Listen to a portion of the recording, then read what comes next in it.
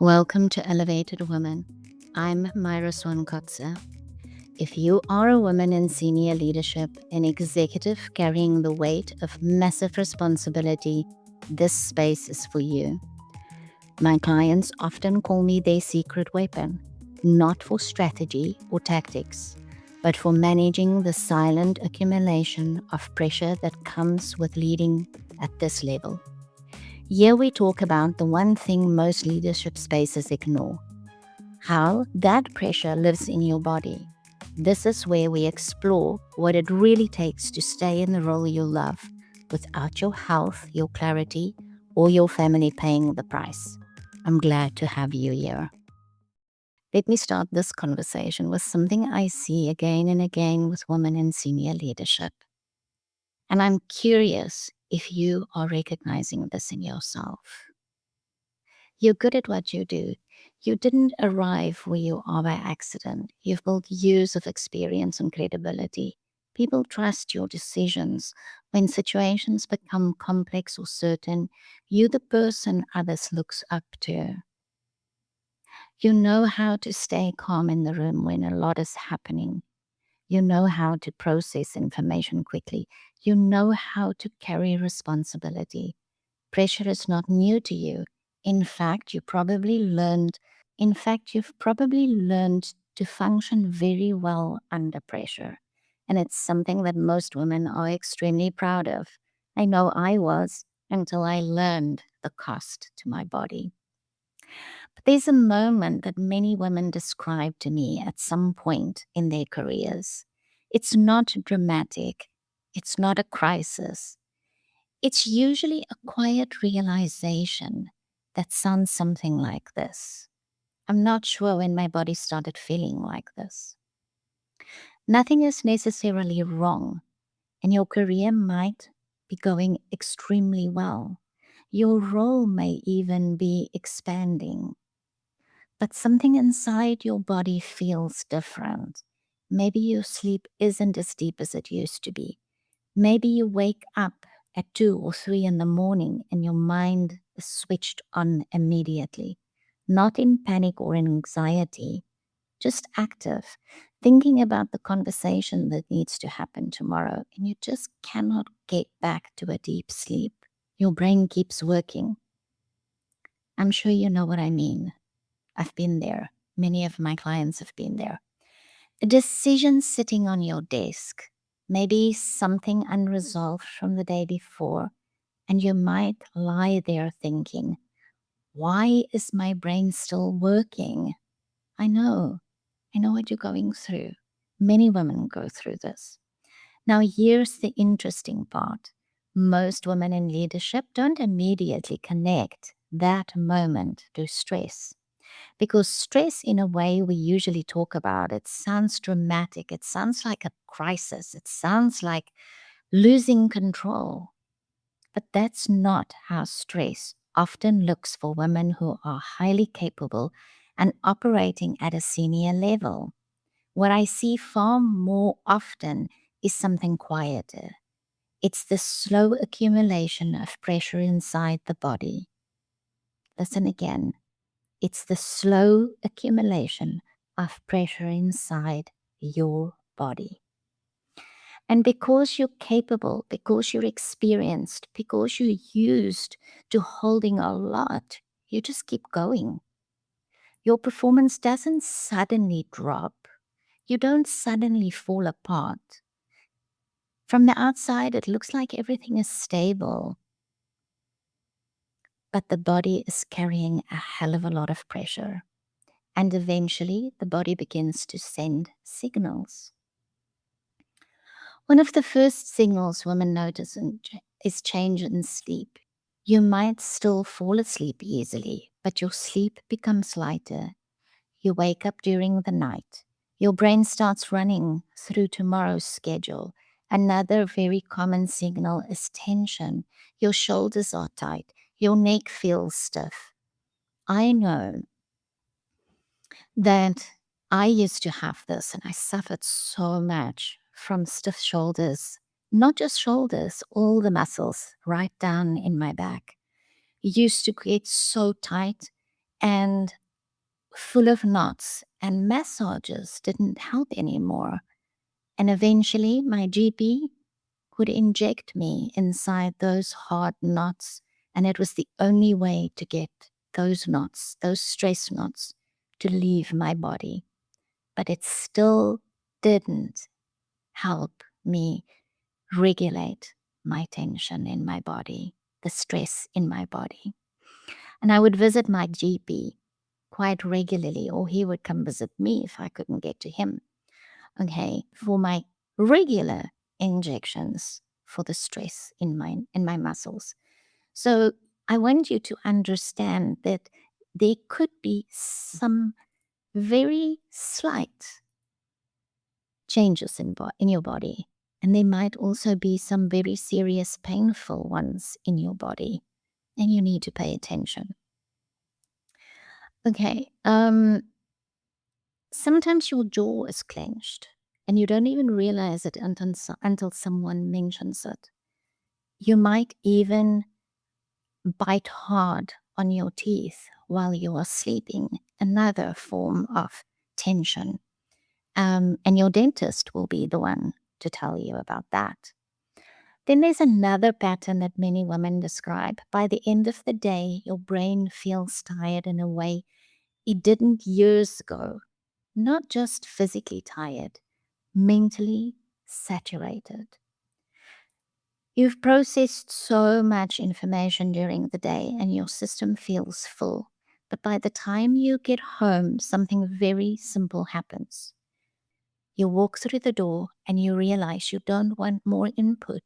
You don't want more decisions. You don't want more situations. You just want a little bit of quiet. Now that moment surprises many women because they think nothing dramatic happened today. Why am I so exhausted? But what your nervous system is saying is it's been going all day and it's been processing stimulation. Every meeting, every decision, every conversation that requires emotional intelligence, and God knows in your position, about every single conversation requires emotional intelligence. Every moment where you had to stay composed while evaluating information, and your nervous system has been active the entire time. The nervous system is constantly evaluating the environment around you. It's asking questions like, how much attention does this situation require? Is this something I need to respond to? Is this something I need to solve? And in leadership roles, the answer to those questions most often is yes. This requires attention. Your brain processes information, your nervous system stays alert, your body prepares to respond. And when that stimulation continues throughout the day, something very subtle begins to happen. Your system adapts. Your nervous system becomes very good at operating at a slightly active state. Not panic, not crisis, just a body that is always a little on all the time. Your brain stays alert, your muscles stay slightly tense, your heart rate is slightly higher than it would be if your system was fully relaxed. And because you are used to functioning at a high level, that state begins to feel normal and you stop noticing it until the signals from the body becomes hard to ignore. Like I told you about the knots in my back and in my neck and my shoulders. It was something that I could no longer ignore. It was extremely painful. Yours might be silent, might not be painful. You might, I am actually, now that I'm thinking about it, I had a client that started developing migraines and started getting them regularly, which is also painful. But many of my clients don't have painful body warning systems. They're sometimes very subtle. So you need to pay attention. One of the reasons this happens is because highly capable women are very good at normalizing pressure. I've been doing it for years. You've been doing it for years. You've built your career by being able to handle complexity. You've learned how to stay composed in situations where others might feel overwhelmed. That ability becomes one of your strengths. But it also means that when the body starts sending early signals, many of us dismiss them. They think I'm just a bit tired. I just need a bit better routine, a little bit more exercise. I should probably go to sleep earlier. And although those things certainly can help, the deeper issue is often something else. The nervous system has been carrying sustained pressure for a long time, and it hasn't had enough opportunities to fully reset. This is something that I learned the hard way. Another place this pattern becomes visible is outside of work. A client once told me something very honest. She said, I'm excellent at work, but by the time I get home, I feel like I've just used up all my patience for the day. She loved her family. Nothing in her life was falling apart, but her nervous system had been processing stimulations for 10 hours. Decisions, information, people needing answers. So when she finally arrives home, her system was asking for recovery, a little bit of quiet time, a bit of space, a little stillness. But life doesn't necessarily pause when you get at home. There are conversations, family responsibilities, more decisions, and the nervous system never fully comes down. That's when women start feeling like their system is always slightly on. This is the idea I want to introduce to you today: the silent accumulation of pressure. Pressure doesn't always arrive dramatically. Sometimes it accumulates slowly over the years. Small amounts of stimulation, day after day, meeting after meeting, decision after decision. Each one adds a little more load to the nervous system.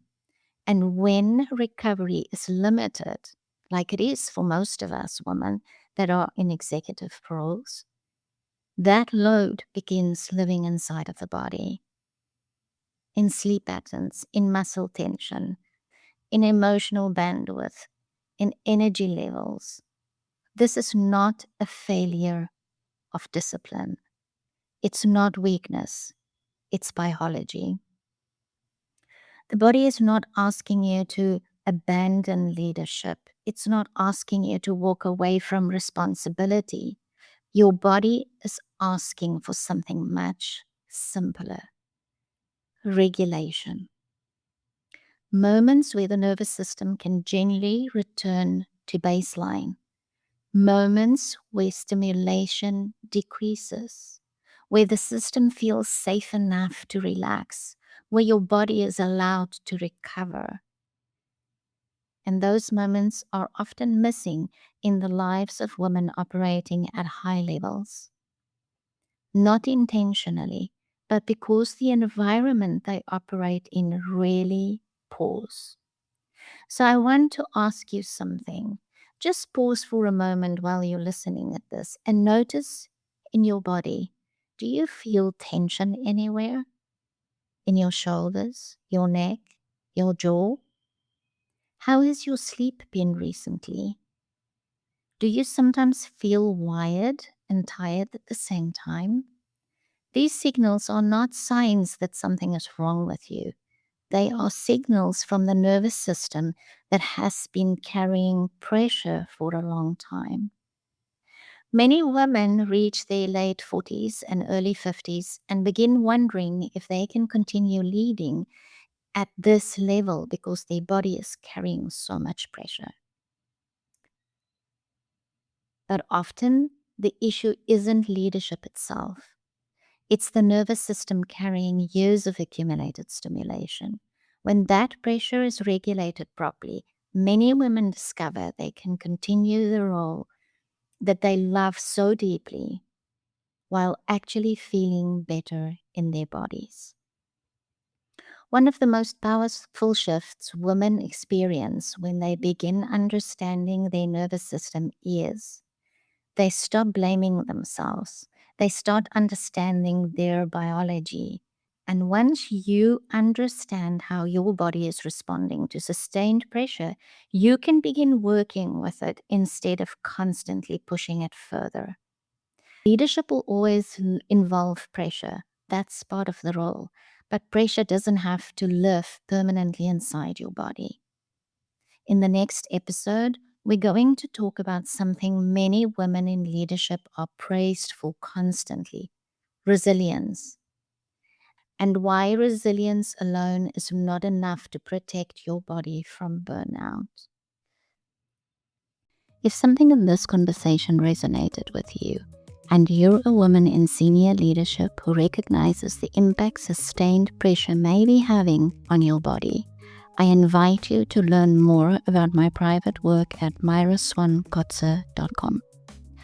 I work with a small number of executive women who want to stabilize their nervous system, protect their health, and continue leading without their body quietly carrying the cost. I also invite you to follow the podcast so that we can continue this journey together. It ensures each new episode is waiting for you whenever you are ready to tune back into your body. Thank you for being here. I'll see you on the next episode.